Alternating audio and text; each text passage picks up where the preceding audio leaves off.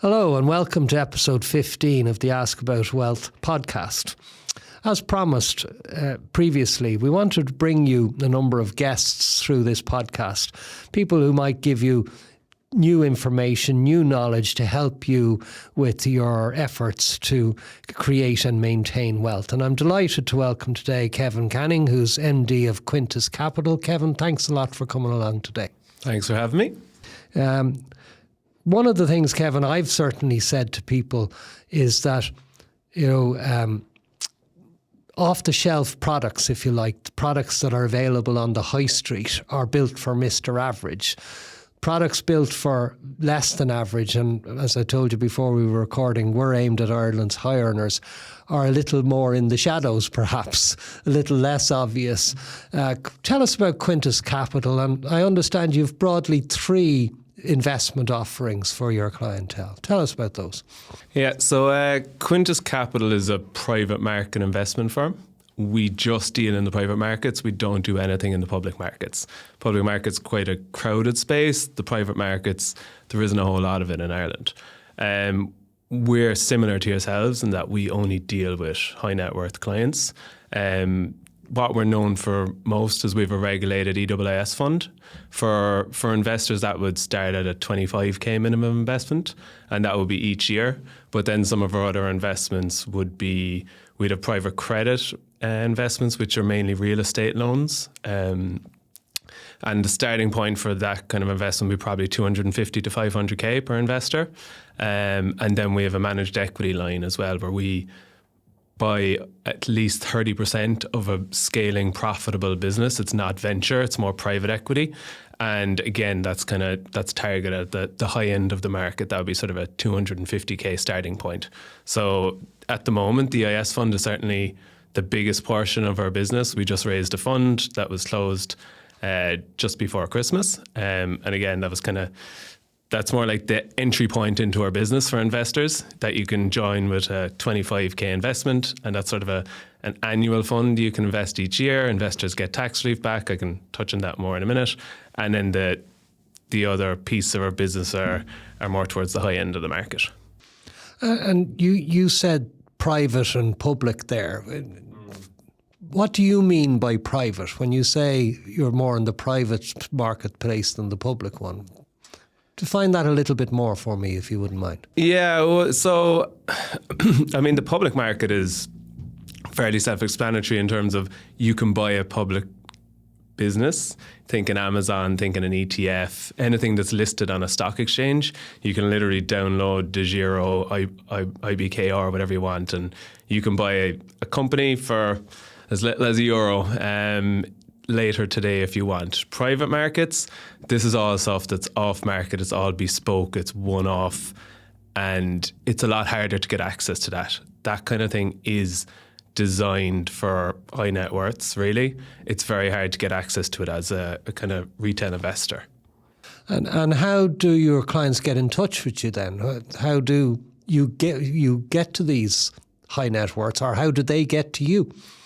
Yeah, so it's a good question. I mean, our business was spun out of an accountancy firm. So an accountancy firm in Cork, Quintus Partners, that has since become Zenodin. And most of our original client base would have came from the accountancy firm. The accountancy firm had always done different types of investments, and we would have structured the investment firm out of it a little over 2 years ago. And a large portion of our client base comes from that. Now, there's 7 shareholders in our business. We all would have very detailed networks ourselves of different people who go into different types of investments. And look, our network is growing all the time. There's been several articles about us in different news publications over the last year. The currency we'd have some nice features there. Anytime we announce an investment, we announced an investment actually today of a $5.5 million investment in a creche business that are buying state-of-the-art new creches. That normally gets a big influx of investors come talk to us. We're always out, always meeting people. I spend more time in coffee shops meeting people than I do in front of a laptop. So we're also very big on LinkedIn. Absolutely love LinkedIn. It's an amazing customer acquisition tool. And yeah, we meet a lot of our investors through LinkedIn. Our EIS fund is a really big funnel into our business too. Like, we just raised 8 million for our fund to deploy this year. There's 135 investors making up that 8 million. A lot of people might put 25k, 50, 100k into an EIS fund, but some of those people have 10, 20, 30 million sitting in holding companies, and they're looking for other more bespoke investments in the real estate sector, in private equity sector, that you just can't get access to anywhere else in the market, to be honest. There's not too many options like this in Ireland at the moment.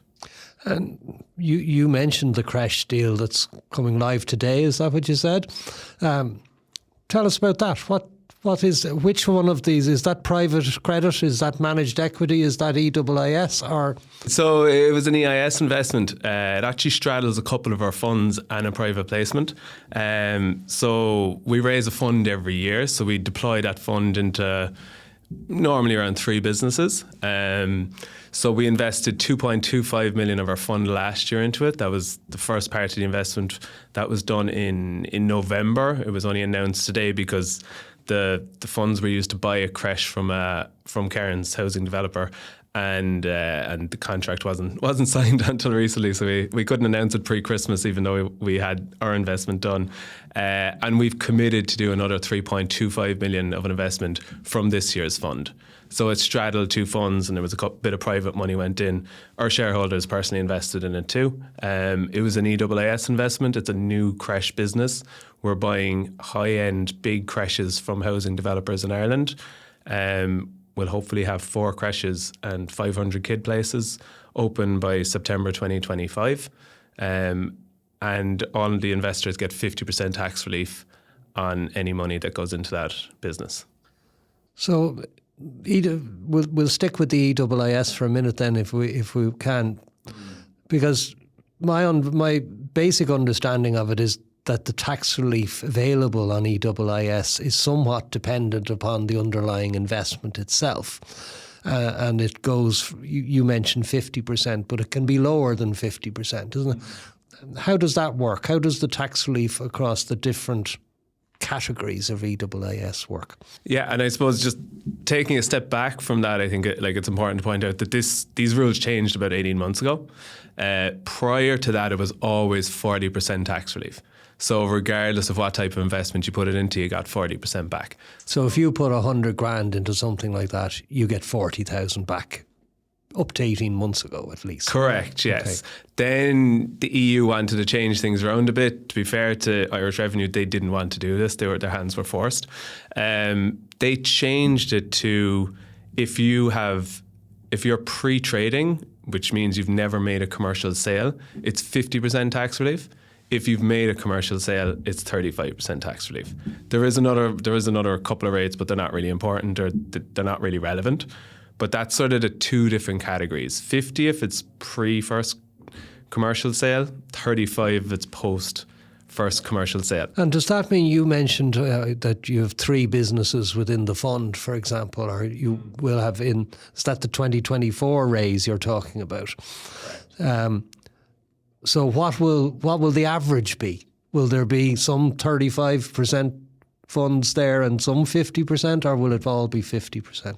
Yeah, so I mean, when you raise a fund or an EIS fund, they're all blind pooled funds. So technically, investors do not know where their money is going. You put money into a fund, into a bank account that's managed by a trustee, and you're backing the managers, which we are, to actually go and deploy that capital in a timely manner and into businesses that make sense. So the investors, since they've changed the rates, it's really difficult for the investors to even plan because they don't know what tax relief they're getting. Most funds have gone out, and I say most, there's only 3 funds this year who are still in business. There was a 4th, but I think there's only 3 this year. Have gone out and said it'll probably be a 35% tax relief just for prudency. We said in our marketing material it'd be sort of minimum of 42.5 because we had 2 50% opportunities secured already. We're now fairly confident we have a 3rd one, so we think our fund this year will have full 50% tax relief for everything. So out of the 8 million that we are investing, Revenue Commissioners will have to pay 4 million back to investors. Oh. And does that does that effectively mean more risk for the investor? Because you tend to link tax relief with risk in that. Do you see that as more risk than the 35%?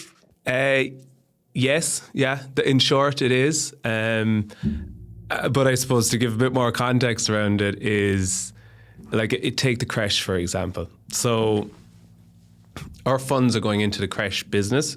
They're a new creche business. They haven't traded before, so that's obviously inherently risky. Now, our funds are going in to buy freehold property, so our business will own the building. So there are assets there that kind of give investors a floor. We will stop the business from taking any debt in it, so our investors have some sort of protection there.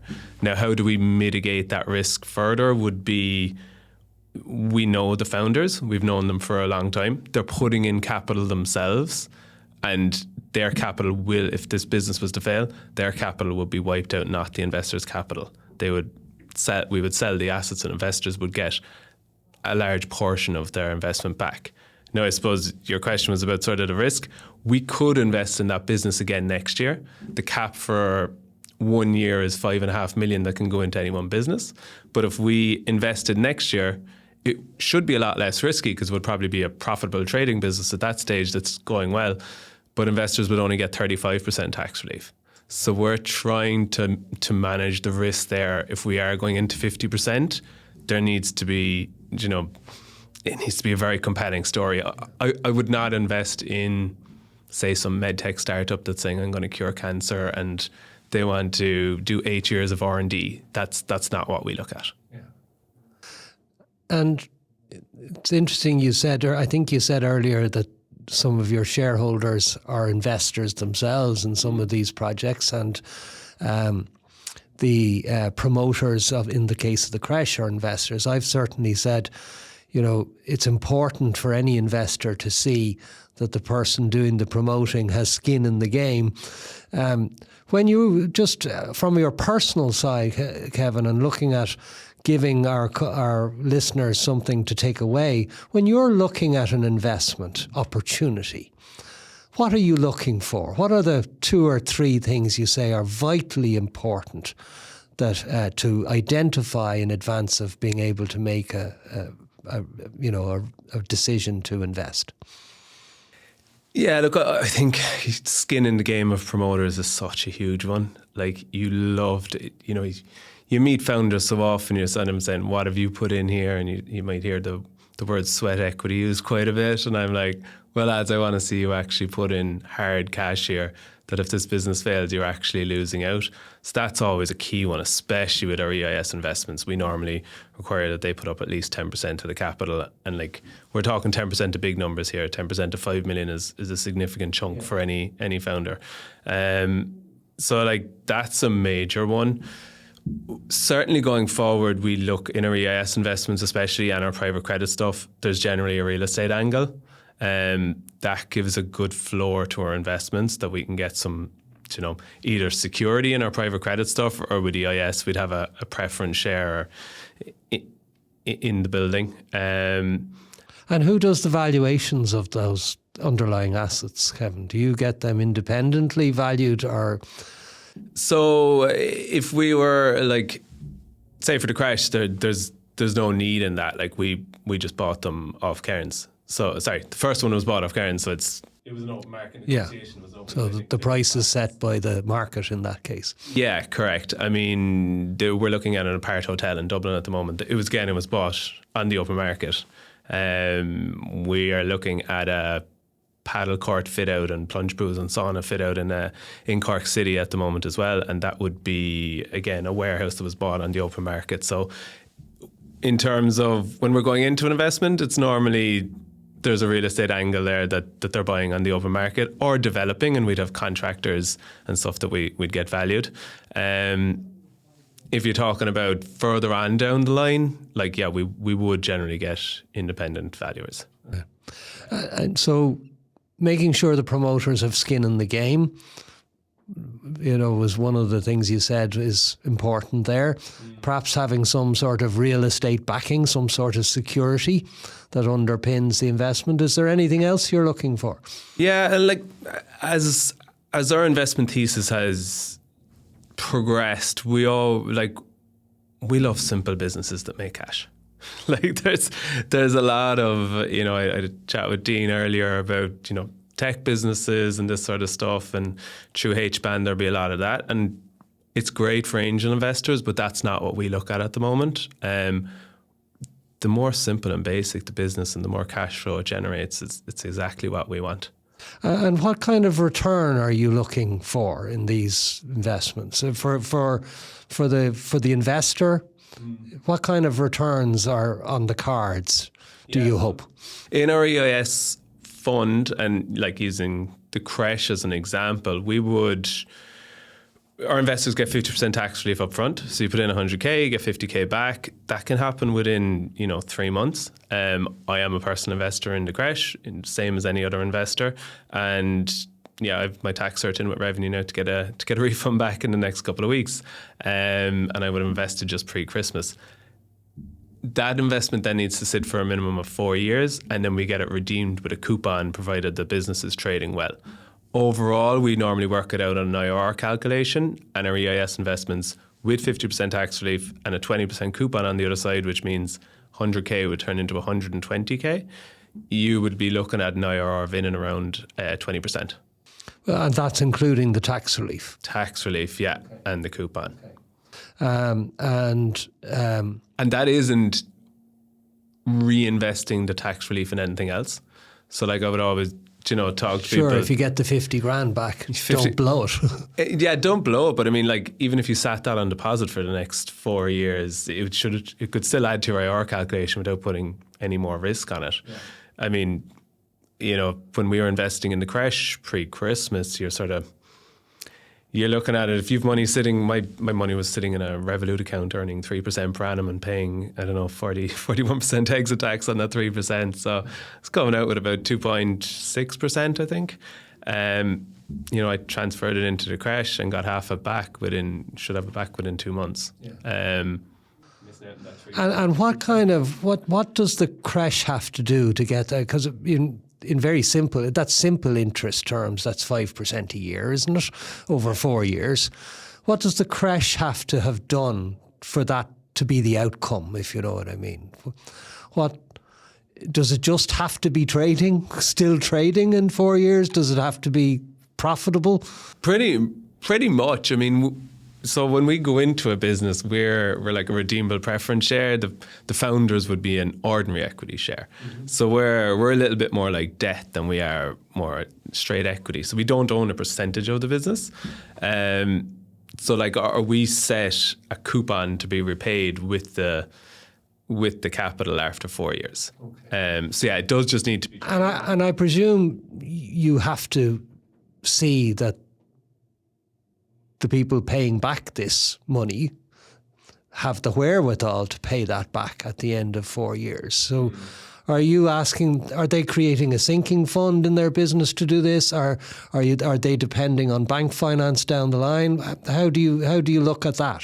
Yeah, and look at the sinking fund's an interesting one. I wish they could, but it's actually specifically not allowed under EIS legislation with revenue. So yeah, as much as I'd love to have to put a sinking fund, you can't. But you do stop them doing certain things. So like, we're more like, we're an investment manager for them. We help them grow and scale. We're very supportive of businesses, but we have to represent investors and investors' best interest. Yeah. We restrict salaries of founders. We restrict any sort of dividends. We'd restrict any sort of asset stripping. We're very strict with these businesses, and you have to be. There's a lot of EIS investments out there that do not have an investment advisor. Yes. And if they are doing the redeemable preference share, it's kind of similar to, going to a bank and writing your own loan terms. You're never going to settle for that. So I don't think any investor should settle for that. And tell me, let's fast forward to 2029 and the people are getting their 120% back, hopefully. What's the tax liability at that point in time? I wish this was an easy answer too, but there's never easy answers in the Irish tax system. It can be CGT or it can be income tax. Now, you're taxed on the 20k uplift as opposed to, if you think about a normal investment, you put 100k into a stock market and it only cost you 50 and it ended up being 120, you would pay tax on the full uplift from the 50 to the 120. So you'd only pay the uplift from the 100 here to the 20. It's income tax at up to 52% if the company redeems the shares before 5 years and CGT after 5 years. Okay, so but someone could also buy your shares. A company could come in and buy your shares and convert them into equity, and that could be CGT. Right. Okay. And does that mean that the 4-year investment is a 5-year investment then to get the lower tax rate? Or no? And look, I have this. And look, we can't do one size. Sorry, we have to do a one size fits all. We can't say some investors, you'll redeem after 4 years, you redeem after 5 years because you want CGT. You remember, some people use EIS investing like this as sort of retirement planning. We'd have an investor who would have started doing, say, 100k investments at the age of 50, did it for 5 years until he turned 55, and then he retired 5 years before his pension, and he was getting them paid out now at the moment. So he actually wants it to be income tax, because he doesn't have employment income anymore. Right, so and he can use his allowances. He's using his allowances and tax credits. So not everyone wants CGT, even though the headline figure is higher. I think, one of the things you've been telling us about EIIS, Kevin, and certainly my view is that tax is the greatest obstacle to the accumulation of wealth in this country. In fact, it's the greatest obstacle to the accumulation of wealth throughout the Western world. And the legitimate avoidance of tax is a key element. So, you mentioned earlier, and I think there's something in this, that EIIS isn't about making one investment, I would suggest to our listeners. It's about making regular investments, recognising that there will be failures in this space. Can you tell us, have you seen a failure in your own world or in previous lives that, I want people to understand warts and all, as it were. The tax breaks on EIIS are fantastic, and they give an opportunity for people to, make decisions about where their tax goes. When water charges came in out in North County Dublin, where I live, I was one of the people who didn't pay them. And I didn't pay them because I didn't believe my water charge would be going where it should go. Aren't they all taxes? The problem is it all goes into the central budget and gets spent, nothing to do with local. So have you experience of super successes in the space we're talking about, and indeed maybe even the warts, the odd failure? Yeah, like when you're talking super successes, the goal of it isn't really to have a super success because it is a capped return. It's like giving a loan to a business for 4 years. So like a super success is get your tax relief on time, getting your money back on time. So like thankfully that happens most of the time. There are definitely delays. Like I would not be telling any investor to go into it and say, yeah, on day 1 of year 4, your money is coming back into your bank account. That's just not the case. It will be sometimes, it won't be other times. In terms of failures, thankfully, Quintus have been doing this. I've been involved with Quintus for about 6 years and running the business for the last 3. We haven't had any failures since I've been involved in it. Going back 20 years, there have been one or two that haven't redeemed fully. But like across the industry, like the industry is the wild, wild west. It has a bad reputation for a reason.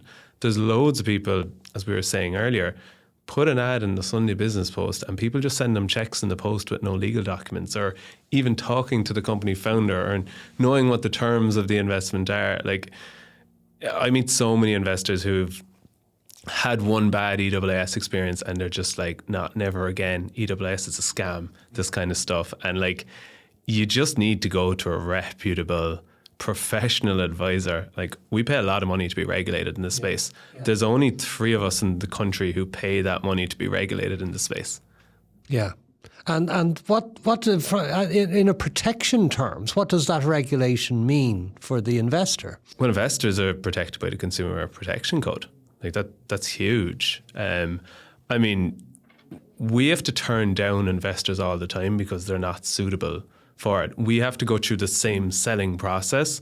I hate the word selling, but as any financial advisor, we have to do risk questionnaires. We have to understand if people have the tax to save. We have to meet them. There's loads of conditions we have to do that other firms wouldn't have to do. And, we onboarded 135 investors in December for our fund. It's a logistical challenge, to say the least. But yeah, look, we do it to try and be best in class and, have... Yeah, it's interesting what you say about the ads on the back of the business post or whatever. I've talked before about, the 2 predominant human emotions being fear and greed. And greed motivates us to do things. Greed is what makes people send the check, because they're looking solely at the tax break. Yeah. I'd rather do anything than give the taxman this money. Fear is, as you say, the bad experience. But just because you had a bad experience once doesn't mean you'll have it again. The key, from listening to what you're saying, the key is making sure you deal with a properly regulated advisor. And that's you. You're taking some of the risk out of that for clients through your regulatory process. And then, as you said too, I suppose, not to expect super success. That's not what it's about.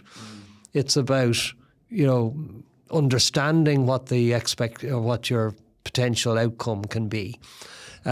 Is there any danger of people losing 100% of their money if they go into an investment with Quintus, an EIIS investment with Quintus Capital? If you go in through the fund model, it's highly unlikely, but I would never say never. Like, one of the beauties of the fund model is diversification. Yes. You're investing in, say, 3 to 5 businesses instead of one. Your money is being spread. There is a lot higher chance of you losing everything if you go into one business. And especially if you pick that business off the back of the Sunday Business Post without being a professional to be able to do the DD and understand how that business operates. So that's the main sell of a fund. You pay for the privilege, and we have several investment professionals who work closely with these businesses, sit on boards. I'm up here today, and I had a 4-hour meeting with one of our portfolio companies with 2 of us, helping them to restructure and right size the business. And look, you're not going to get that if you go directly into it. That was another question I was going to ask you. As the fund manager, as it were, as the advisor in this space, are you taking a seat on the board of these businesses? Are you involved in that way in the management of the business? Yeah, so we don't get involved in the day-to-day management of a business, and even with private equity and our managed equity, it's very dangerous to get involved with the day-to-day management of a business, because if you do, they become too reliant on you, and it's really hard to pull yourself out of that. So and board observer is great, and we would take board observer positions, but that's at best once a month. You're there more of a board observer position is great just to hold people accountable for what they say they're going to be doing, and be an outside voice and being there for representing investors. But what we would do is we'd have a founders program. We got all our founders together. Last year we did it 4 times in person and 4 times online, where we actually do sort of peer-to-peer learning with all of our founders. They get to know each other. They learn from different industries. We have tech businesses learning from, food businesses. They all have the exact same problems of running a business, but just in different ways. So we do that kind of stuff. We also help businesses with KPIs, restructuring when needed. Look, we really earn our money when a business gets into trouble. Yeah. And you mentioned, when I was looking at your website earlier, is there an ideal customer in your head for Quintus Capital? Yeah, our ideal customer is an Irish SME business owner that is either quite profitable and probably has a holding company and they're putting money up to that holding company, or they've had an exit in the last 12 months.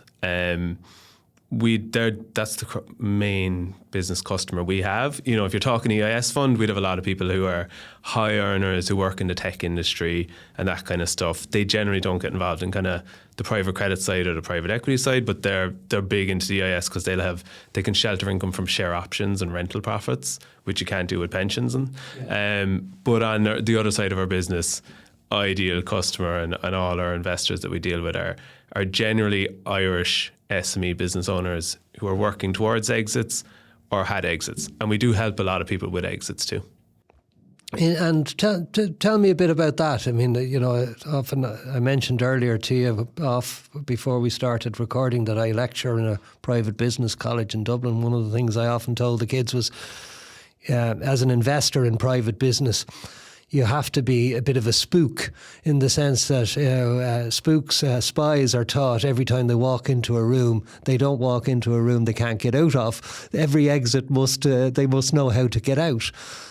What are in terms of the private equity maybe side, what are the exit mechanisms for investors?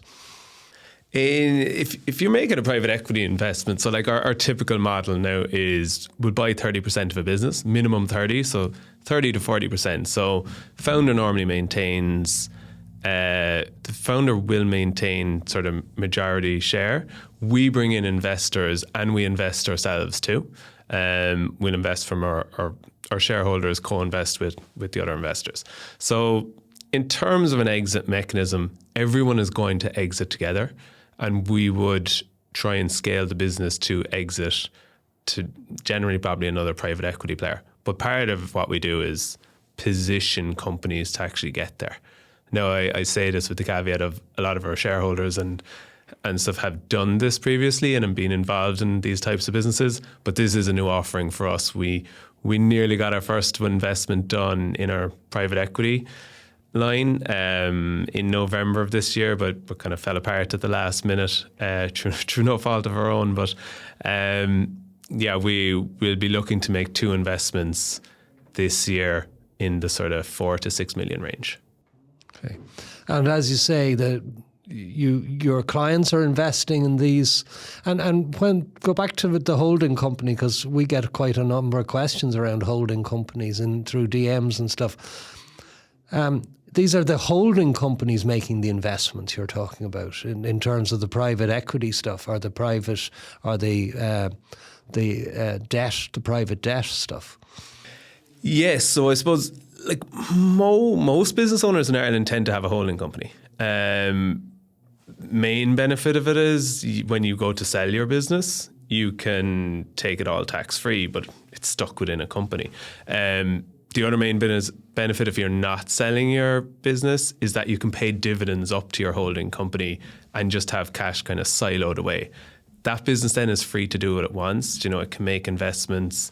It could buy real estate. It could invest credit into real estate, which is the way I way prefer investing into real estate in Ireland than actually buying an asset. Or it could do sort of private equity investments. The last thing you want to do is do that off your trading business balance sheet, because if you go to sell your business or do something with your business in a few years, no one's going to want to buy something if it owns a load of residential real estate or something randomly in a coffee business. Mm-hmm. You said there about investing in property, I think, and you were saying you'd much prefer to invest in property debt than property itself. Yeah. Expand on that a little bit for me, if you wouldn't mind. This is probably a bit of a contentious take in Ireland, in that everyone in Ireland wants to own real estate. Yeah. At the higher end of the scale, we've people that, they might have had 100 million exit and they go away and buy a shopping centre. They want the stable rent, they want the asset appreciation. At that size, you can probably put in a professional asset manager and it's okay. But at the smaller scale, I meet people all the time, they might have had a 1 to 2 million sale and they're like, okay, I'm going to go in and buy 3 apartments and manage these. And I'd always say to them, like, do you want to be a landlord? Like, you've worked hard all your life running a business or squirreling away money. Like, do you really want to become a landlord now? That sounds miserable to me personally. I'd hate to be a landlord. So like the way we would look at that is you should lend to people. Like the Irish banking system, it's not fulfilling its purpose at the moment in terms of loans. So the private credit industry is scaling massively in Ireland and Europe. If you look at the US, private credit is huge over there. It's about 80% of businesses now get money from private credit, whereas in Ireland it's about 20% and in Europe. But it's growing really, really quickly. Our private credit industry hasn't really taken off yet. There's a few funds mainly funded by Enterprise Ireland, ISIF, a couple of institutional capital players like the big private equity guys, KKR, BlackRock, these kind of businesses. There isn't too much private credit in the Irish market yet, and that is sort of a place we're going after significantly because there's a lot of demand from investors for it. And you're talking about relatively short-term finance there, are you? What kind of terms are you talking about? What kind of returns would the loan provider get in that case? 12 to 36 months is kind of the way we would look at it. Anything above that, people aren't really interested in it because 36 months is a long time out. They might have something planned for their money in that time, or they might need it. On the really safe and secure side of things, so we would have done a loan into a real estate building that had a 20-year lease with the HSE last year. It was €1 million loan. That was at the lower end, and that was 7.5% per annum for 2 years. At the upper end, even real estate asset-backed one, we're looking at one at the moment that is 14.5% per annum over 2 years. So anywhere in that space, if you get into the cash flow lending private credit. So as you were saying, if you bought a property in Dublin, for example, a residential, broadly speaking, rent today is about 7%. That's roughly where it seems to be. So you're saying the alternative perhaps to that, while sticking with the same underlying asset being property, there could be a 7.5% to even 14% return. Yes. Without all the hassle factor of being a landlord. Yes, and that's way more attractive to me as an investor. And personally. How is that tax? Is that income tax? Is that capital gains tax? So within a corporate structure, it would be the same as rent, with the caveat of you actually can set up a lending business in Ireland. You can have a lending holding company, and if you have the right financial expertise in it, that can be taxed at 12.5%, which is a really attractive rate.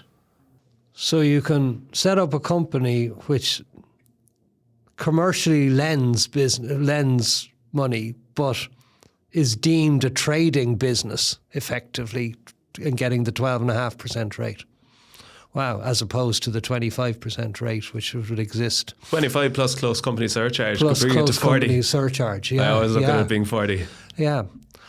Kevin, look, it's been great. Again, thank you very much. Hopefully, I've no doubt I've learned something here today, so thank you for that. With any luck, the listeners have learned something too. We'd certainly maybe like to get you back at some stage in the future to talk a bit more detail about some of the others. I think we focused predominantly on EIIS today, but tax is one of my favourite subjects. As I said earlier, it's the greatest obstacle to achieving wealth and prosperity as far as I can see. But thank you for your time today. Thank you for your expertise, and hopefully we'll see you again in the future. It's great. Thanks very much for having me, and great to hear you love tax so much. Everything I look at is with a tax brain, so Excellent. it's great. Thank you very much.